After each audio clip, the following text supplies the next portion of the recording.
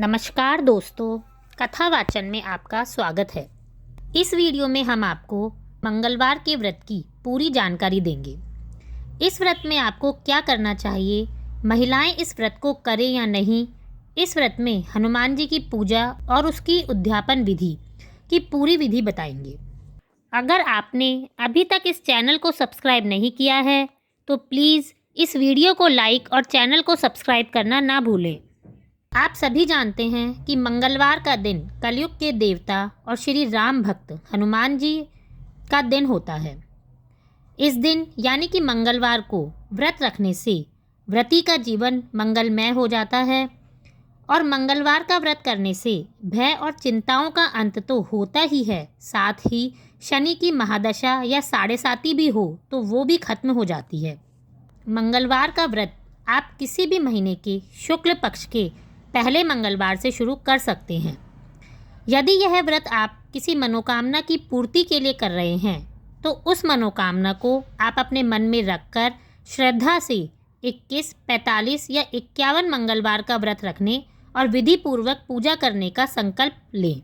संकल्प लेने के बाद मंगलवार का व्रत रखने के बाद विधि विधान से इसका उद्यापन भी जरूर करना चाहिए।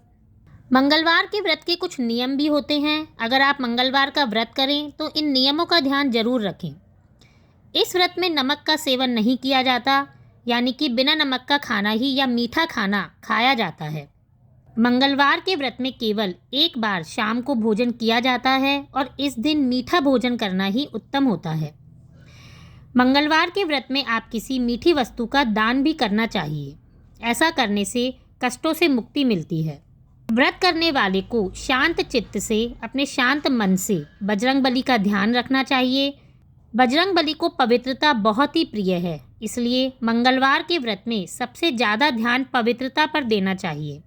मंगलवार का व्रत मंगल ग्रह की शांति के लिए भी किया जाता है। इस दिन आप हनुमान जी की पूजा करके उन्हें बेसन के लड्डुओं का भोग लगा सकते हैं।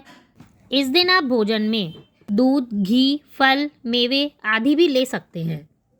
बजरंगबली की पूजा अगर सही समय और सही दिन की जाए तो बहुत लाभकारी होती है। मंगलवार के दिन हनुमान जी की पूजा सुबह और शाम के समय करना फलदायी होता है।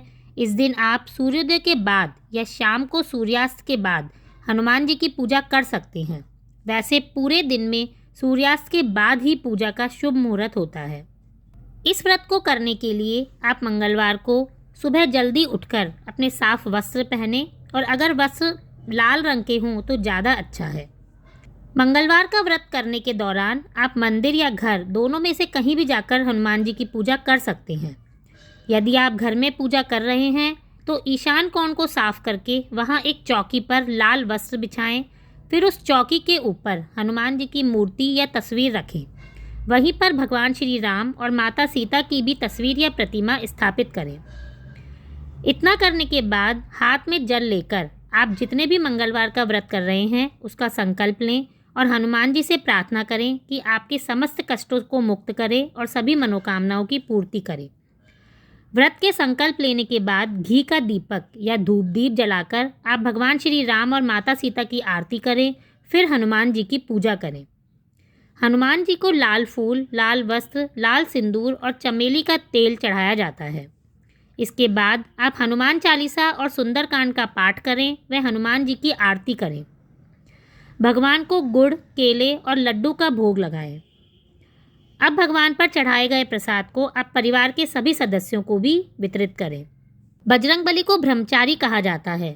यही वजह है कि महिलाओं के मन में हनुमान जी के व्रत को लेकर हमेशा संदेह बना रहता है कि महिलाएं इस व्रत को करें या ना करें।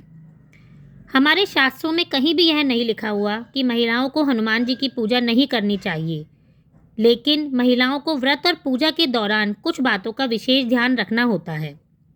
हनुमान जी ब्रह्मचारी थे, इसीलिए महिलाओं को हनुमान जी पर लाल वस्त्र या सिंदूर नहीं चढ़ाना चाहिए। साथ ही महिलाएं अपने शुद्ध दिनों में ही हनुमान जी की पूजा करें, इस बात का ध्यान रखें। व्रत के दिन गरीबों में अपनी क्षमता के अनुसार दान जरूर करें। घर के आसपास या कहीं पर बंदर हो तो उन्हें केले और चना गुड़ भी जरूर खिलाएं। इससे आपकी मनोकामना पूर्ति शीघ्र होगी। जिस मंगलवार के दिन आपके व्रत का संकल्प पूरा हो रहा है उस दिन विधि विधान से आप हनुमान जी की पूजा करें और उन्हें लाल वस्त्र जरूर चढ़ाएं। उसके बाद 22वें मंगलवार को विधि विधान से हनुमान जी की पूजा करके उन्हें चोला चढ़ाएं। इसके साथ ही व्रत के समापन के दिन आप हवन जरूर कराएं और इसके बाद मंगलवार के व्रत की कथा पढ़ें, हनुमान चालीसा और सुंदरकांड का पाठ भी जरूर करें। अंत में आरती करें। फिर आप 21 ब्राह्मणों को बुलाकर उन्हें भोजन कराएं और अपनी क्षमता के अनुसार दान और दक्षिणा भी दें। यदि आप आगे यह व्रत करना चाहते हैं तो कुछ समय बाद आप इस व्रत को फिर नई मनोकामना लेकर फिर शुरू कर सकते हैं। आप सभी के ऊपर बजरंगबली अपनी कृपा बनाए रखें। धन्यवाद।